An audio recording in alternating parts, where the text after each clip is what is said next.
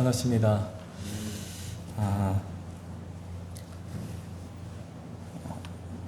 여기서 대한민국 국민이 아닌 분이 안 계시죠? 다 우리 대한민국의 국민이십니다. 대한민국 국민으로서는 지켜야 할 의무가 있다는 것이죠. 그래서 저도 잘은 알지 못하지만 우리나라의 의무에 대해서 어렸을 때 이제 배웠던 기억도 좀 나고 그래서 좀 찾아봤더니 우리에게는 네 가지 의무가 있어요. 그랬더니 첫 번째, 우리 가장 남자라면 무조건 다 해야 되는 국방의 의무가 있었죠. 그래서 지금은 이제 18개월인가 19개월인가 우리 아들이 갔다 왔는데 그렇게 짧게 갔다 왔어요. 옛날에는 3년을 가득 채웠어야 되는데 그런 국방의 의무가 있습니다. 최근에 이제 어떤 이제 남녀 평등에 대한 얘기가 나오다 보니까 여자들도 군대에 가야 된다, 이런 이야기도 나오고 있는 실정이어서 얘기를 들어보니까 여성에 대한 그런 문제들도 이야기가 되고 있다 그래요. 근데 보통 여자가 군대에 가면 일반 사병으로는 안 가잖아요, 그죠? 최하 부사관부터 시작해서 장교까지 이렇게 시작해서 가는 것을 볼 수 있습니다. 두 번째로 우리에게 의무가 있는데 그 의무는 무엇이냐면, 대한민국 국민이라면 세금을 내야 돼요. 납세의 의무가 있습니다. 그래서 대한민국 국민이라면 크게 적게 내가 버는 금액 안에서 세금을 나라에 내야 하는 그러한 의무를 갖고 있습니다. 그리고 세 번째 의무는 무엇이냐면 교육의 의무를 갖고 있어요. 그래서 이거는 과거에 저희 이제 외할아버지 얘기죠. 외할아버지께서 아마 초등학교를 잘 나오지도 않으셨는데 혼자 독학으로 이제 글을 떼서, 예전에는 그 소방사들이 그냥 뭐 이렇게 조금 글 알고 그러면은 아마 시켰던 것 같아요. 그래서 제 외할아버지께서 그 소방사 그 차를 하시고 그래서 이제 불 끄는 그런 일을 하셨다고 그렇게 들었어요. 근데 본인 스스로도 학교를 다니지 않고 이제 터득했기 때문에 왜 학교를 다니냐 이런 생각이 있으셨나 봐요. 그래서 저희 외가 식구들이 8남매에 저희 어머니가 장녀신데 다들 보니까 국민학교도 못 나온 분들이 굉장히 많으시다. 근데 왜 안 보냈냐? 원인은 그냥 글만 띄면 된다, 이 생각이 있었던 것 같아요. 저희 어머니도 얘기를 들어보니까 학교를 그렇게 가고 싶으셨대요. 초등학교를 이제 해놓고 나서 중학교부터는 이제 안 보내셨대요.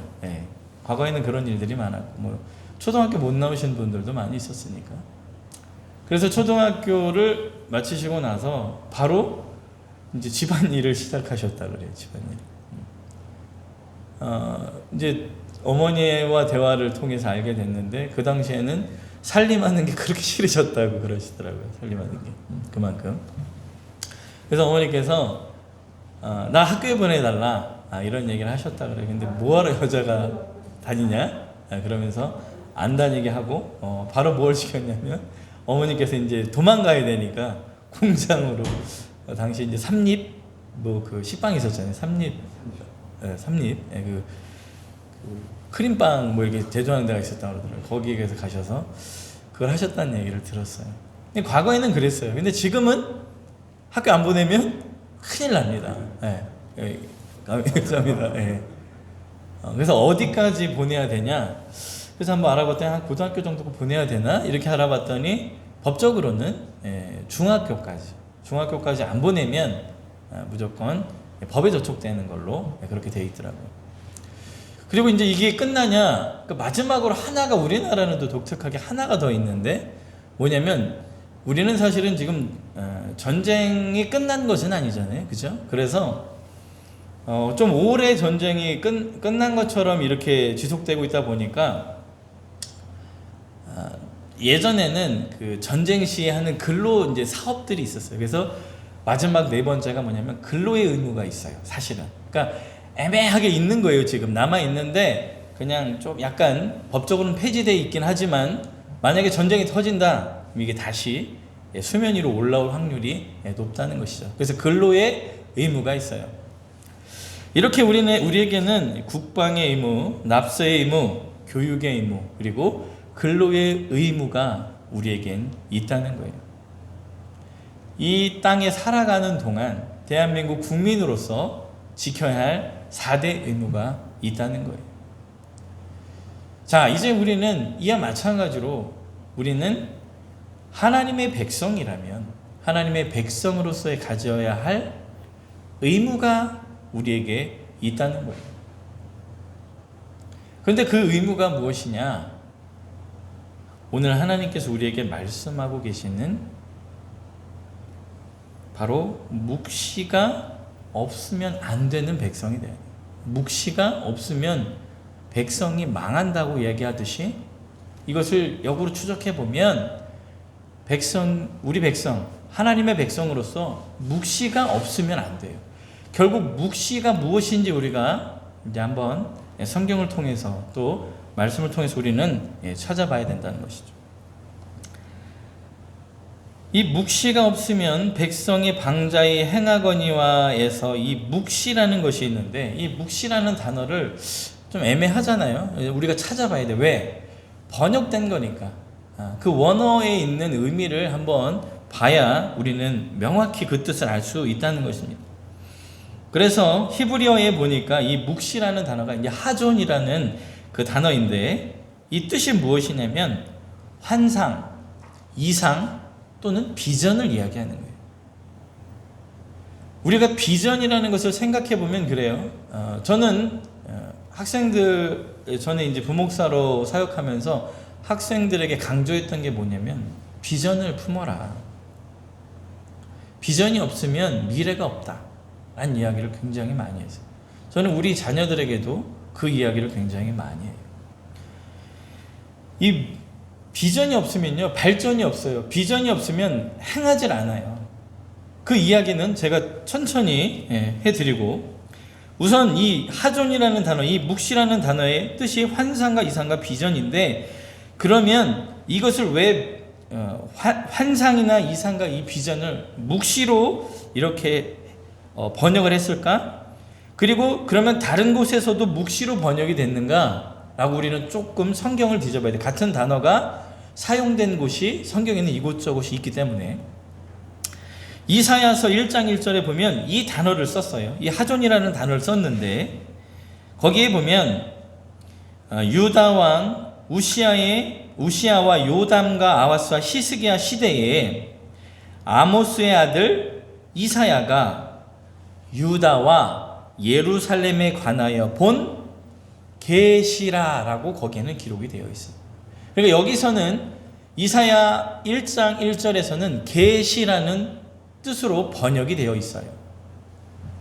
결국 이 계시라는 것은 여러분 무엇인지 한번 생각을 해봐야 돼. 계시는 무엇입니까? 보통 사람은 맞긴 맞죠. 그 중에서 어떤 사람? 선지자라든가 이 예언자들이 누구의 말씀을? 하나님의 말씀을 들어서 알리는 것. 그게 바로 계시예요. 그러니까 내 생각입니까? 내 뜻입니까? 아니에요. 이 계시라는 것은 결국 이 묵시라는 것은 어디서부터 오는 거예요? 하나님으로부터 오는 하나님의 뜻이라는 거예요. 하나님의 생각, 이렇게 생각하시면 돼요. 결국 하나님의 뜻과 하나님의 비전과 이상이 없으면 망하게 된다라는 결론에 도달하는 것입니다. 호세아는요, 호세아서 4장 6절에 이렇게 말해요. 내 백성이 지식이 없음으로 망하는도다. 이렇게 한탄하며 말하고 있습니다. 이스라엘 백성은요, 지식이 없어서 망했다는 거예요. 이 단어는 같은 단어는 아니지만 이스라엘 백성이 지식이 없는 이유는 뭐예요? 어떤 지식이 있었어요? 세상의 지식이에요. 세상의 지식을 가지고 살아갔기 때문에 그들은 망할 수밖에 없었던 거예요. 어떤 뜻을 알고 가야 되냐면 하나님이 계시하는 그 뜻을 알고 가야 하나님을 제대로 따라갈 수가 있는 거예요. 양이 목자를 따라가지 않으면요, 낭떠러지로 가게 되고 죽을 수밖에 없는 곳으로 끌려가는 거예요. 그곳에 가니까 이리와 늑대가 있어요. 그래서 죽게 되는 거예요. 왜? 보지 못하고 그 목자의 뜻을 따라가지 않기 때문이에요. 결국 우리는 하나님의 묵시, 그러니까 하나님께서 말씀하시는 그 뜻을 찾아가야 한다는 것입니다. 그렇지 않으면 방자히 행하게 된다고 성경은 우리에게 말씀하고 있다는 것입니다. 그러나 우리가 어느 때에는 만사형통한 것처럼 하는 것마다 잘 될 때가 있어요. 그러니까 하나님의 계시를 잘 따라갈 때가 있다는 거예요. 그냥 그 음성이 들리지 않는데도 뭔가 잘하고 있어. 왜? 하나님의 뜻대로 하고 있기 때문에 그래요. 그래서 잘 돼요. 그냥 뭐 하는 것마다 뭐 갑자기 갑절에 어떤 이익이 발생되고 하는 것마다 문제가 다 해결이 되는 그러한 일들이 있어요. 그러나 여러분들 경험해 보셨지만 그것만 있습니까?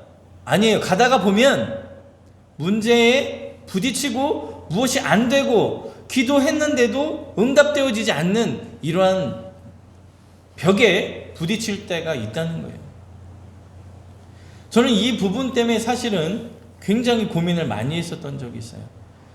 과거에는 청년 시절에 또 결혼하고 나름 이제 작년 시절에는 저한테는 그런 불행이 없다라는 생각이 굉장히 저 안에 가득했어요. 그런데 어느 순간 저에게 다가오는 문제들이 뭐였냐면 직장 문제에서도 어려움을 겪게 되고 내 삶에 있어서도 나한테 이러한 사고가 일어나지 말아야 하는데 왜 이러한 사고가 나한테 일어나지? 아내가 아이와 오토바이를 타고 가다가 가만히 서 있는데 차가 와서 들이받는 희한한 일들을 경험하는 거죠. 왜 그럴까? 근데 저에게 온 해답이 무엇이었냐면 우리는요, 하나님께서 우리의 장래일을 보여주지 않았어요. 장래일을 보여주시면 우리가 어떻게 살 수 있어요? 다 피해서 살 수 있죠.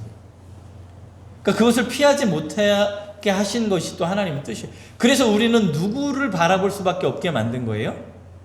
하나님을 바라볼 수밖에 없게 만든 거예요. 이것을 만약에 우리의 비밀을 알려주셔서, 장래의 비밀을 알려주셔서 우리가 그것을 볼 수 있다면 우리가 하나님을 따라갈 수 있겠습니까? 하나님을 절대 따라가지 않습니다.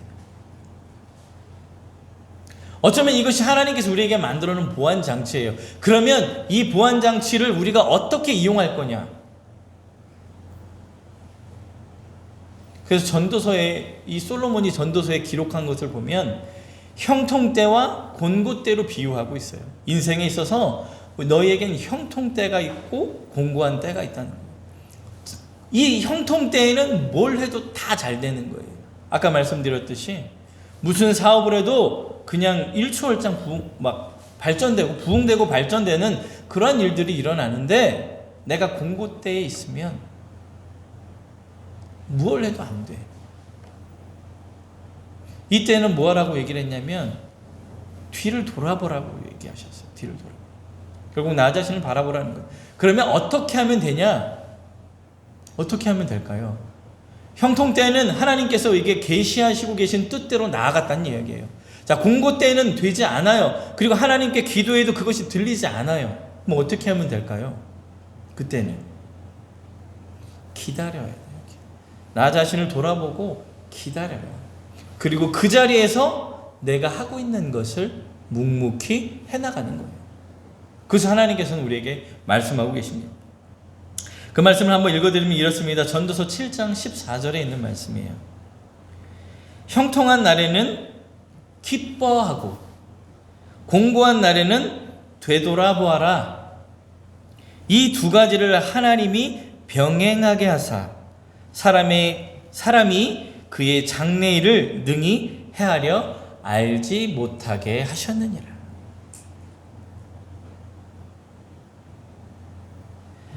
하나님께서 우리에게 이렇게 말씀하고 계시다는 사실입니다. 여러분, 하나님께서는 형통 때와 공고 때를 병행하여 놔두셨기 때문에 여러분 지금 무엇이 안 된다고 원망하지 마세요. 고민하지 마세요. 그냥 내가 있는 그 자리에서 묵묵히 기도하면서 하나님의 뜻을 기다리면서 기도하면서 나아가시면 된다는 것입니다.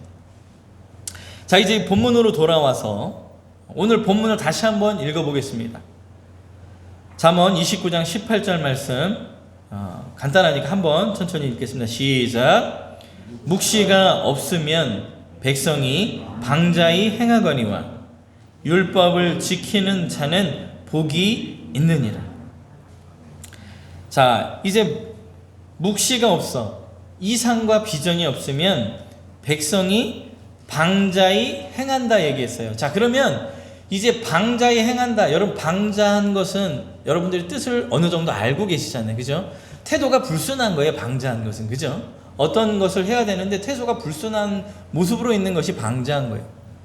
자, 그러면 이 원어에 있는 이 방자에 해당하는 이 히브리 원어를 살펴볼 필요가 있습니다. 자, 이 히브리어를 살펴보면 이파라라는 이 문자인데 뜻이 뭐냐면 벌거숭이가 되다, 흩어지다, 사라지다, 그리고 멸망하다, 이런 뜻을 가지고 있어요. 그러니까 하나님의 계시가 없으면 어떻게 된다는 거예요? 벌거숭이가 되고 멸망되고 흩어지고 사라진다는 거예요. 그게 원어적인 의미를 담고 있다는 것입니다. 그래서 여러분, 이 중에서 어느 뜻을 취해도 벌거숭이가 된다, 멸망한다, 사라진다, 어느 것을 취해도 의미는 똑같아요. 벌거숭이가 된다라는 것을 한번 생각해 보세요, 여러분. 이스라엘 백성이 가진 이 소유물 뿐 아니라 그들이 입은 이 의복까지도 다 벗김을 당한 것이 연상돼요. 이것은 성경에 무엇을 생각하면 됩니까, 여러분? 이스라엘 백성들이 어떻게 됐어요? 아수르를 통해서, 바벨론을 통해서 북이스라엘이, 남유다가 멸망되잖아요. 그리고 끌려가는 그 경험을 그들은 했다는 거예요. 그들은 그들의 주권을 다 빼앗겼잖아요. 그죠? 모든 것을 다 없어졌다는 거예요. 그런데 두 번째 의미였던 멸망하다, 사라지다, 흩어지다, 이것을 생각해도 의미는 똑같아요. 아까 이 북이스라엘과 남유다가 멸망당했잖아요. 주권도 빼앗겼죠. 그리고 그들은 성전도 무너졌고요. 다 사라졌잖아요. 그죠? 하나님을 예배하는 장소마저도 다 사라졌잖아요. 그리고 그들은 흩어져요. 어디로? 바벨론의 포로로, 아수르 왕국의 어떤 포로로 다 잡혀가는 거예요. 그래서 이 백성들이 이곳저곳으로 그냥 흩어져 가는 거죠. 여기에서 우리가 조금 생각하고 넘어갈 것은 이것은 보너스예요. 왜 이스라엘 백성들을 하나님이 흩으셨을까? 지금의 우리 이제 신학자들이 많은 해석들을 하면서 디아스포라라는 단어를 써요. 이게 어떤 의미냐면 흩어지는 것을 의미해요. 그리고 또 옮겨지는 것을 의미해요. 그리고 씨가 뿌려지는 의미를 갖고 있어요. 그러니까 디아라는 것이 너머라는 뜻이에요. 뭐뭐 너머에. 그리고 스포라라는 그 단어가 바로 씨를 뿌리다. 그래서 어디를 넘어 씨를 뿌리는 그런 의미로 해석된다는 거죠. 그래서 사실은 거기 안에는 하나님의 흩으심 가운데는 유대인들의 그 하나님을 향한 섬기는 그 모습들을 곳곳마다 하나님이 흩으셔서 그곳에서 복음이 씨를 뿌려서 그곳에서 하나님의 말씀이 자라서 지금의 이제 많은 이 기독교가 이곳저곳에 하나님의 말씀이 선포되어지는 것으로 나타나고 있다는 것입니다. 자, 그러면 이제 다시 돌아와서 이제는 방자히 행하게 되는 원인에 대해서 한번 우리는 생각을 해봐야 돼요. 자, 묵시가 없으면 방자히 행한다. 결국 다시 돌려보면 방자히 행하게 되는 원인을 우리가 고민해 볼 때 그냥 묵시가 없으면 방자히 행하는 거잖아요. 그죠? 그런데 이 묵시가 없는 것, 하나님의 계시가 있는데 그러면 그것을 이스라엘 백성이 듣지 않았냐? 듣지 않았습니까? 들었잖아요. 모세를 통해서 여호수아를 통해서 들었고 그들이 행했어요. 그런데 그들이 그리고 모세가 하나님으로 받은 그 율법을, 그 계시들을 어떻게 했어요? 성경에 기록했잖아요. 그리고 그 말씀대로 그들이 살아가려고 노력을 했잖아요. 그런데도 되지 않았어요. 왜일까? 방자에 행하게 된 원인은 어디에 있냐면 묵시를 무시했다는 거예요. 하나님의 말씀, 하나님의 뜻을 무시했어요. 사사기에서 이야기하는 게 무엇입니까? 사사기는 어떠한 시점이에요? 모세와 여호수아를 통해서 가나안 땅을 다 정복했잖아요. 정복하고 난 후에, 그리고 그 땅에 살면서 일어난 일들이 사사기에 있는 일이잖아요. 그 사사기에서 말씀하는 내용이 무엇이냐면 그들이 하나님의 말씀대로 사는 것 같았지만 거기에 뭐가 있었다고 그러죠? 자기의 생각, 자기의 소견에 옳은 대로라고 되어 있어요. 자기의 생각에 옳은 대로 하나님을 예배하는 방법들이 자기의 소견에 옳은 대로 하다 보니까 하나님의 계시가 묵살되는 거죠. 무시하는 거죠. 그 무시하는 일들을 한 것이 원인이 됐다는 거예요. 쉽게 생각해서 사울을 생각하시면 돼요. 사울은 자기의 직분이 무엇이에요? 왕이에요.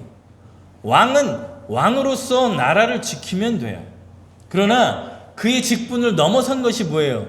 블레셋이 쳐들어왔을 때 두려운 마음에 뭔가 하나님께 예배하면, 내가 하나님의 음성을 들으면, 계시를 들으면, 하나님 내가 블레셋이 쳐들어왔는데 전쟁에 나갈게요. 그리고 싸울게요. 만약에 지금 하나님께서 응답하여 주시면 제가 승리할 것입니다. 그러나 하나님의 응답이 없으면 승리하지 않을 거예요. 그러면서 그가 하나님께 자기가 소를 잡아서 예배했어요. 제사를 드렸어요. 하나님은요, 공의의 하나님이에요. 순서와 질서를 가진 하나님이시라는 거예요. 그래서 그 순서와 질서를 무너뜨리면 하나님은 절대 응답하지 않습니다. 여러분, 우리가 순서와 질서, 이것을 벗어나면 하나님은 응답하지 않는다는 거예요. 이 순서와 질서를 제가 어떻게 여러분들에게 증명하냐면 이렇게 증명할 수 있어요. 여러분, 제가 누누이 여기에서 여러분들에게 설명하는 게 무엇입니까? 복음이라는 거예요. 복음은요, 여러분, 순서와 질서에 의해서 완성된 거예요. 왜요? 인간은 죽을 수밖에 없는 게 순서고 질서예요. 지금 그렇게 되어 있어요. 근데 그 질서를 바꿀 수 있는 방법이 뭐예요? 로마서 6장 23절, 죄의 삭은 사망이기 때문에, 그 죄의 삭은 사망이기 때문에 그 사망을 어떻게 바꾸면 돼요? 사망을 다시 살려야 되는데 어떻게 살리냐? 누가 살리냐? 인간이 할 수 있냐? 없어요. 그래서 어떻게? 죄의 삭은 사망이니까 죄의 삭을 없애버리면 사망하지 않는 결론에 도달하잖아요. 그게 질서잖아요. 하나님은요, 여러분, 우리를 창조하신 분이시잖아요. 그러면 어떻게 하면 돼요? 야, 얘네 죄 없어! 이러면 끝나는 거 아닌가요? 그런데도 그 순서와 질서를 갖기 위해서 하나님은 계획을 세우셨잖아요. 순서와 질서를 하기 위해서. 인간의 죄를 소멸할 수 있는 가장 큰 기회와 방법은 무엇이냐면 인간이 죽어야만 하잖아요. 그 죽으면 죄가 소멸되는 거죠. 근데 인간이 죽으니까 살 수 있나요? 없어요. 우리가 죄를 지면요, 동물을 대신 잡아 죽이는 게 아니라 우리를 죽여서 그냥 그거를 가지고 죄에 쌌은 사망인 것을 그대로 해서 하면 끝나요. 그러나 나는 살아있나요? 죽잖아요. 인간은 죽잖아요. 그걸 할 수 있는 방법이 없어. 그럼 어떻게? 하나님께서 이것을 할 수 있는 방법, 그 순서와 질서를 통해서 바로 예수님, 이 땅에 직접 오신 거예요. 그렇게 해결해야 되니까. 그 순서와 질서를 보여주셨잖아요. 하나님이 가만히 있어. 내가 너희를 창조한 나는 창조주야. 그러니까 내가 하는 대로 해. 이렇게 하지 않으시는 분이세요. 우리 하나님은요, 굉장히 인격적인 분이세요. 인격이라고 표현하니까 좀 이상하네요. 우리 하나님이 그런 인간같이 그런 것은 아니지만 여러분들이 좀 이해하기 위해서 인격적인 분이라는 거예요. 반드시 절차를 밟아서 그 일을 행하시는 분이시라는 거예요. 자, 이와 마찬가지로 우리에게도 순서와 질서가 있다는 거예요. 우리가 하나님을 예배하는 예배자로서 순서와 질서를 따라서 예배해야 되는 거예요. 이것이 무너지면 하나님이 우리에게 말씀하시는 거예요. 너희가 방자에 행했다라는 거예요.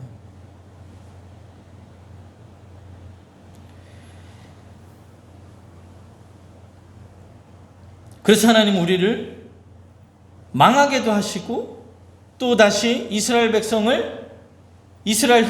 이스라엘 백성을 다시 모아서 성전을 짓게 하시고 다시 그곳에서 예배도 할 수 있는 그러한 분이시라는 거예요.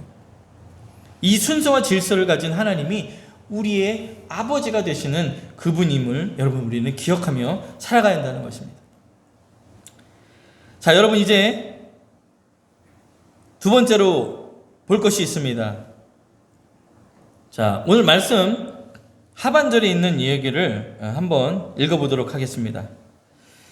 자, 묵시가 없으면 백성이 방자히 행하거니와, 그러면서 다시 말씀하시는 게 율법을 지키는 자는 복이 있도다. 대조를 이루고 있죠. 앞하고 뒤가 대조를 이루고 있어요. 그래서 율법을 지키는 자는 복이 있다고 분명히 우리에게 말씀하고 있다는 것입니다. 자, 그러면 여러분 우리는 여기에서 생각을 해봐야 될 것이 있습니다. 그들은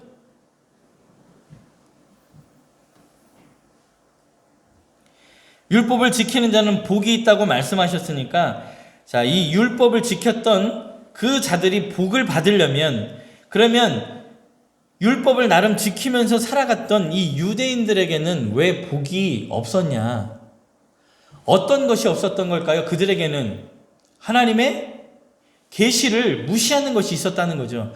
그렇기 때문에 지금까지도 그들은 복을 얻지 못하는 그러한 백성으로서 계속 그들에게 하나님의 전에 하나님이 계신 곳에 이르지 못하는 그러한 안타까운 현실을 우리는 볼 수 있다는 것입니다. 지금도 유대인들은요, 아직도 그들의 율법을, 그들이 가지고 있는 모세의 율법과 그 율법을 통해서 하나님을 만나려고 그래요. 그러나 이것 외에 우리가 바라보고 나아가야 할 곳이 어디 있냐? 바로 하나님의 계시라는 거죠. 그 하나님의 계시가 가장 잘 나타나 있던 게 아까 여러분들에게 말씀드렸던 그 복음이에요. 그 복음이 우리 눈에 성경을 통해서 보여지는 바로 하나님의 가장 기본이 되는 계시가 바로 복음이라는 거예요. 그 계시, 그 계시대로 행하니까 우리에게 무엇이 주어져요? 영원한 생명이 주어지는 거예요. 하나님의 자녀가 되는 권세가 주어지는 거예요. 그 특권이 주어지는 것입니다. 여러분,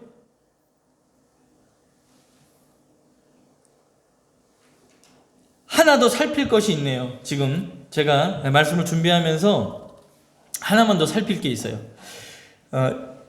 이러한 묵시가 없는 이러한 이스라엘 백성에게, 이 이스라엘 백성들이 방자하게 행하게 됐을 때 그들이 어떻게 됐는지 이제 결과를 좀 우리가 이제 살펴봐야 된다는 거죠.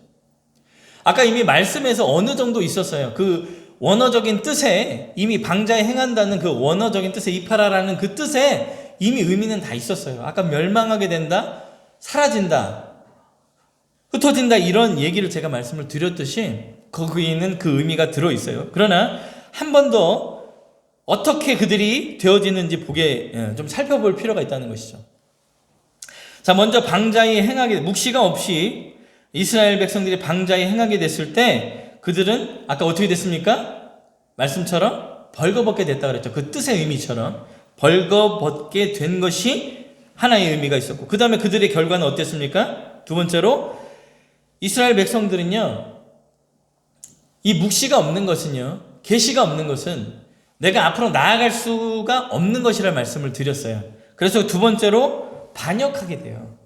하나님의 말씀과 뜻을 알면 우리는 하나님을 따라가요. 그리고 하나님이 어떠한 것을 우리 보고 행하라 할지라도 우리는 그 뜻대로 갑니다. 그러나 그 하나님의 계시를 알지 못하면 우리는 어떻게 가냐면 내 생각에 옳은 대로 따져서 그것을 향해 나아가요. 제가 여러분들에게 하나 고백하려고 그래요. 어쩌면 저도 하나님에게 지금 반역하고 있는지 몰라요. 제 생각에 자기의 소견에 옳은 대로라는 사사기의 말씀처럼 제가 하나님의 사역자, 교역자로서 부목사로 사역을 하면서 사실은 교회 안에 병폐들을 보게 돼요. 사람들이 모인 곳은요, 어디에나 그런 부패가 일어나지 않을 수가 없더라고요. 아무리 하나님이 함께 하신다고 해도 부분 썩어 있는 것을 보게 되는 거죠. 그러나 그것은요, 누구 입장에서요? 내 입장에서요. 여러분들의 입장에서 볼 때 내 소견에 보니까 저거는 부패한 거야 라고 보이는 걸 수도 있어요. 저도 그것을 보게 된 거예요. 이런 것이 교회라면 옳지 않은 거 아닐까? 이러한 회의감이 들었어요. 그래서 나는 좀 다른 목회를 해보고 싶다라는 생각을 하게 된 거예요. 다른 목회. 어쩌면 하나님 입장에서는 야, 성진아, 너 지금 웃기고 있다. 너 지금 나를 반역하고 있다. 이러고 있을지도 모르세요. 이게 바로 사사기에 일어났던 그러한 자기 소견에 옳은 대로일 수도 있다는 거예요. 저는 최근에 하나님의 말씀, 기도를 하고 있지만 하나님의 음성을 듣지 못하는 것 같아요. 그래서 제가 여러분들에게 아까 말씀드렸듯이 저는 묵묵히 그 자리에서 내 일을 행하고 있어요. 일단은 하나님이 움직이시길 때까지 나는 가만히 있어요. 기도하면서 말씀을, 그래서 요즘에 시간이 많이 남으니까 뭘 하냐면 저는 이제 처음에 원래 제가 쓴 게 아니라 아내가 성경을 쓰기 시작하더라고요. 저도 성경을 쓰기 시작했어요. 그러면서 4시간 안에 정말 하나님이 내게 말씀하실 때까지 나는 묵묵히 있자라는 거예요. 여러분, 우리의 소견에 옳은 대로 행하는 것은요, 지금 말하는 것처럼 하나님의 입장에서는 반역일 수 있다는 거예요. 사사기에 나오는 이스라엘 백성들이 하나님을 예배했지만 자기의 소견에 옳은 방법을 선택해서 예배했을 거예요. 그렇기 때문에 그들에게 하나님은 너희가 여호와의 전에서 악을 행했다라고 정죄하시면서 이방 족속을 들어서 이스라엘 백성을 치고 계시는 거예요.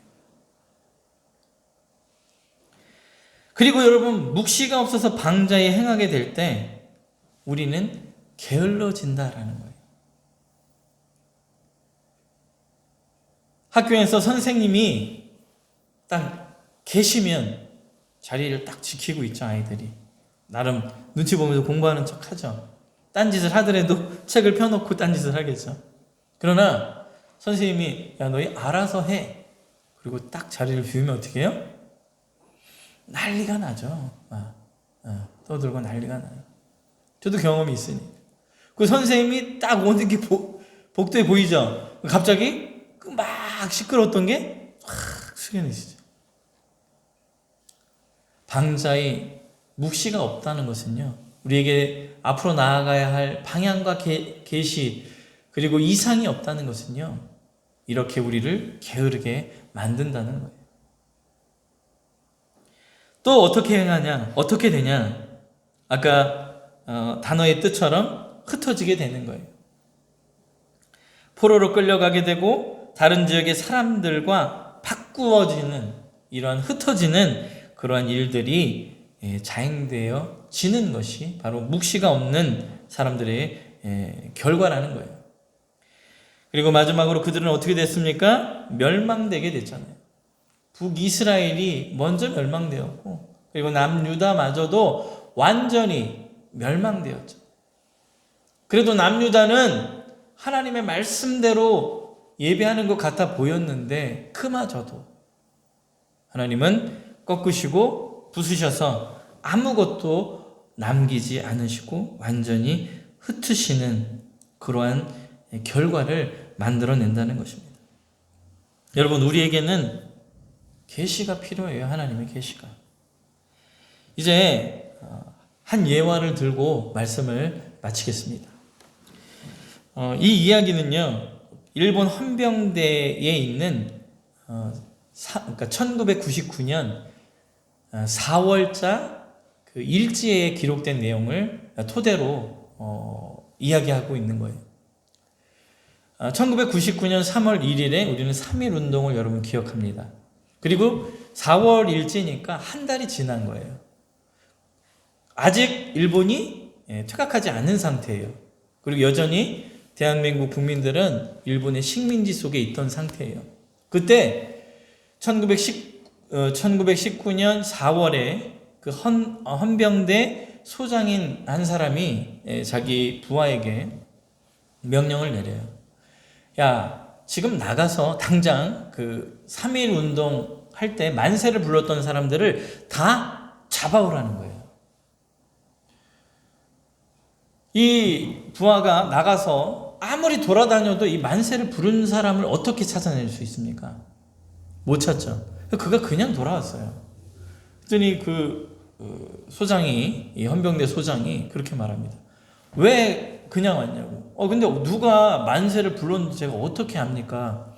돌아보다가 그냥 왔어요. 이렇게 말하는 거죠. 그랬더니 그 사람이 하는 말이 있어요. 나가서 기독교인을 잡아오라는 거예요. 기독교인을 잡아오래요. 그러면 그 사람이 또 얘기하죠. 그 사람이 기독교인인지 어떻게 알 수 있어요? 어떻게 알 수 있어요? 그 사람도 나름 이 사람들이 주일날 교회 가는 걸 아니까 주일이 돼봐야 알죠. 어떻게 하냐고 얘기를 하죠. 그랬더니 소장의 말이 기가 막힙니다. 나가서 물어보라는 거예요. 너 기독교인이지? 물어보라는 거예요. 그러면 그들이 거짓말을 할 줄 모른대요. 그래서 나 기독교인이에요. 그런데요. 너 만세 불렀지? 3월 1일 날 만세 불렀지? 그러면 그들이 뭐라 그래요? 네, 제가 만세를 불렀습니다. 라고 얘기한다는 거예요. 기독교인들은 거짓말을 하지 않는다는 거예요. 여러분, 이게 우리에게 충격을 주고 있지 않나요? 이 이야기가 우리에게 경각심을 일으키고 있지는 않나요?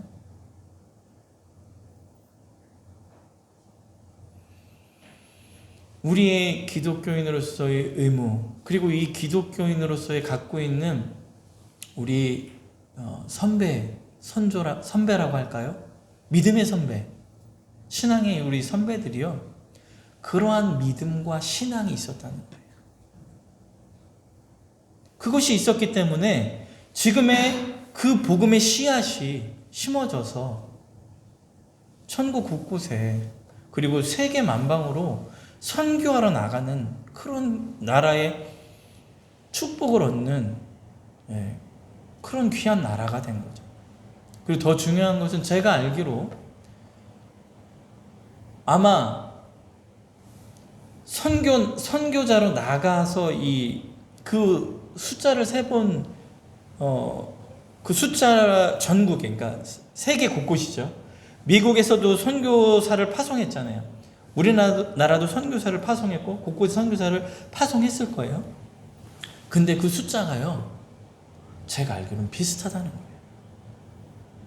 그만큼 우리 이 작은 나라, 미국하고 땅덩이로 비교했을 때, 인구로 비교했을 때 어마어마하게 차이가 나잖아요. 그럼에도 불구하고 선교사로 비슷하게 파송할 수 있는 그 일을 행할 수 있는 그런 귀한 나라로 하나님께서는 세워주셨다는 거죠. 이것뿐만이 아니잖아요. 사실은 과거에는 우리나라가 어디 선진국이라는 그런 명함을 달 수 있었습니까? 이러한 부분들을 생각해 볼 때 우리는 기독교인으로서 또 하나님의 백성으로서 내가 누구인지를 기억하고 또 하나님의 계시가 무엇인지 오늘 말씀을 통해서 우리 마음에 다시 한번 생각하시고 고민하셔서 여러분들이 삶을 살아가실 때 귀한 하나님의 백성으로서 하나님의 계시를 들으면서 살아가는 저와 여러분이 되셔야 합니다. 만약에 그 음성이 들리지 않는다, 그러면은 내 소견과 내 뜻대로 행한다? 그것이 아니라 하나님이 주시는 그 음성을 들을 때까지 내 소견대로 하지 마시고 하나님의 그 음성, 그 계시가 내게 들려질 때까지 그 자리에서 묵묵히 하나님의 백성으로서 살아가시는